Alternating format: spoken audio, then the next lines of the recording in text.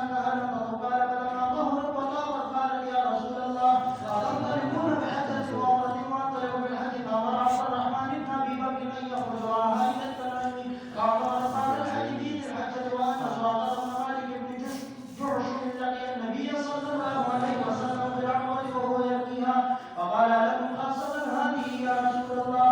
قال لا بل للأبد باب الاعتمار بعد الحج بغير هدي. وبه قال حدثنا محمد بن المثنى قال حدثنا يحيى قال حدثنا هشام قال أخبرتني عائشة رضي الله عنها قالت خرجنا مع رسول الله صلى الله عليه وسلم موافين لهلال الحجة فقال رسول الله صلى الله عليه وسلم من أحب أن يهل بعمرة فليهل ومن أحب أن يهل بحجة فليهل ولولا أني أهلت أهلا بعمرة فمنهم من أهل بعمرة.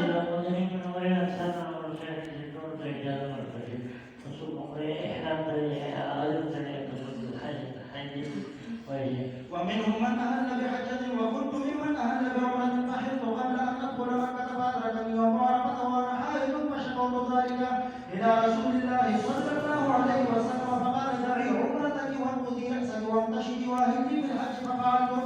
فلما كانت ليلة الحسبة أرسل معي عبد الرحمن إلى التنعيم فأرغبها فأهلت بعمرة مكان عمرتها فقضى الله حجها وعمرتها ولم يكن في شيء من ذلك هدي ولا صدقة ولا صوم.